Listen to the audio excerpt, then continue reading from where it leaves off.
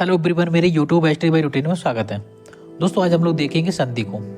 संधि क्या है, संधि के कितने प्रकार हैं। तो चलिए दोस्तों, क्लास को स्टार्ट करते हैं।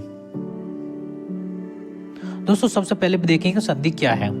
ठीक है दोस्तों, किन्हीं दो वर्णों के आपस में मिलने से जो विकार उत्पन्न होता है उसे संधि कहते हैं। क्या बताया? किन्हीं दो वर्णों के आपस में मिलने से जो विकार उत्पन्न होता है उसे क्या कहते हैं? उसे संधि कहते हैं।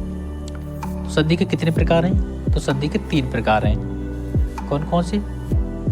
स्वर संधि, व्यंजन संधि और विसर्ग संधि। कौन सा? स्वर संधि, व्यंजन संधि और विसर्ग संधि। दोस्तों, पहले हम देखेंगे स्वर संधि को। ठीक है, तो स्वर संधि के कितने प्रकार हैं? स्वर संधि के 5 प्रकार हैं। पहला है दीर्घ संधि, गुण संधि, वृद्धि संधि, अयादि संधि और यड़ संधि। दोस्तों, बड़ी आसानी से याद हो जाएगा। ठीक है, 3 प्रकार हैं। कौन कौन से? स्वर संधि, व्यंजन संधि, विसर्ग संधि। तो स्वर संधि में सबसे ज्यादा इंपोर्टेंट स्वर संधि है। इस स्वर संधि के अंतर्गत 5 संधि पढ़ेंगे हम। दीर्घ संधि, गुण संधि, वृद्धि संधि, अयाद संधि और यड़ संधि। दोस्तों, अब हम इनको एक एक कर पढ़ते हैं। दोस्तों, सबसे पहले हम देखेंगे दीर्घ संधि। ठीक है, दीर्घ संधि क्या है? तो इसकी डेफिनेशन क्या है? शब्दों के बीचों बीच आ, ई, उ होता है तो वह दीर्घ संधि होगी। ठीक है दोस्तों, हम यहाँ पे क्या करेंगे, हमारी एक तो हमने थोड़ी सी शॉर्ट ट्रिक बनाई है। उस शॉर्ट ट्रिक से हम सबको पढ़ने की कोशिश करेंगे। ये मेरी पहली संधि दीर्घ। ठीक है, तो हमने क्या बताया कि शब्दों के बीचों बीच आ शब्द आ जाए, ई शब्द आ जाए और ऊ शब्द आ जाए।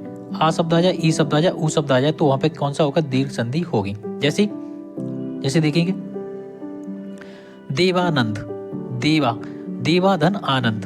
तो किसमें क्या है? बड़ा आ रहा है, देवाधन आनंद, तो क्या हो गया? देवानंद। हमारी कौन सी संधि है? दीर्घ संधि।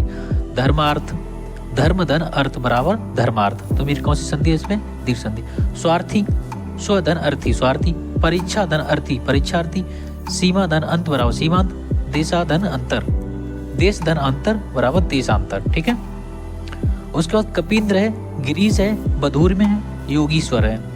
तो दोस्तों, मेरी कौन सी संधि हुई है? दीर्घ संधि।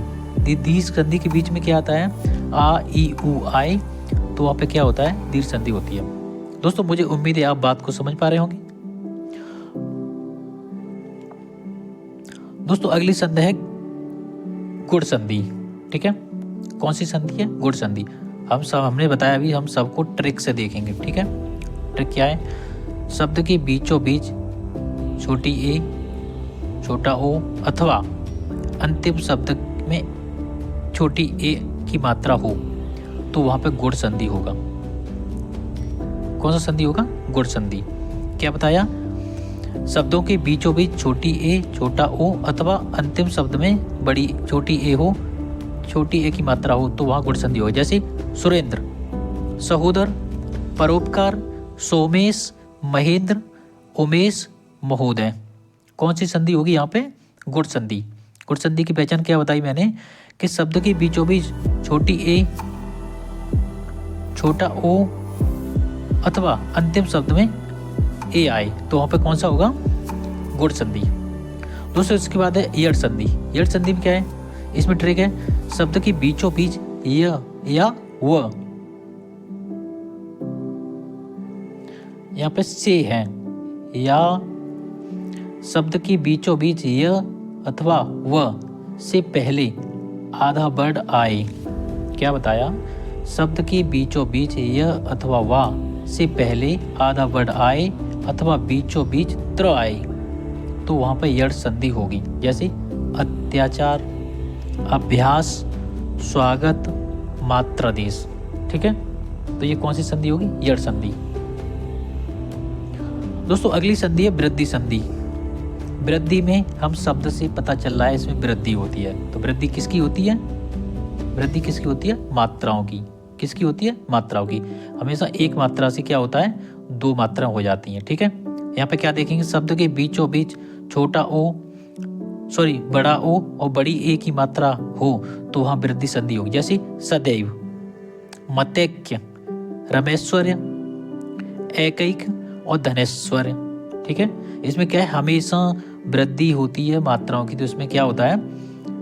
वृद्धि संधि होती है। शब्दों में जहाँ हम देखेंगे दो मात्रा हो तो वहाँ पे क्या होगा, वृद्धि संधि। एक एग्जाम्पल और देखें, परम औषधि, परम औषधि, ठीक है, परम औषध। तो इसमें क्या है, परम धन औषध, तो क्या हो जाएगा, परम औषध। इसमें क्या है, दो मात्राएं, ठीक है। इसमें हमने बड़ी ओ की मात्रा, एक भी एग्जाम्पल इसमें नहीं था, तो इसलिए हमने ये परम औषधि ले लिया। दोस्तों अब देखिए अयादि संधि, बहुत इंपॉर्टेंट है, मैक्सिमम क्वेश्चन इससे पूछा ही जाता है। तो इस संधि में हमेशा 3 अक्षर वाले शब्द होंगे। क्या होगा इसमें, इस संधि में हमेशा 3 अक्षर वाले शब्द होंगे। इसके बीचों बीच यह और वह होगा, जैसे नयन है, पवन है, शयन है, नायक है, गायक है, पावन है। तो ये मेरी कौन सी संधि होगी, अयादि संधि। मैंने क्या बताया, अयादि संधि के अंतर्गत हमेशा 3 अक्षर वाले शब्द होंगे और शब्दों के बीचों बीच यह और वह, या और वह होगा हमेशा, ठीक है। तो क्या होगा, नयन है, पवन है, शयन है, नायक है, गायक है, पावन है।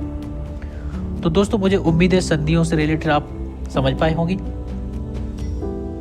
तो दोस्तों वीडियो अच्छी लगी हो तो लाइक और सब्सक्राइब जरूर कर दीजिए। थैंक यू दोस्तों, जय हिंद, जय भारत।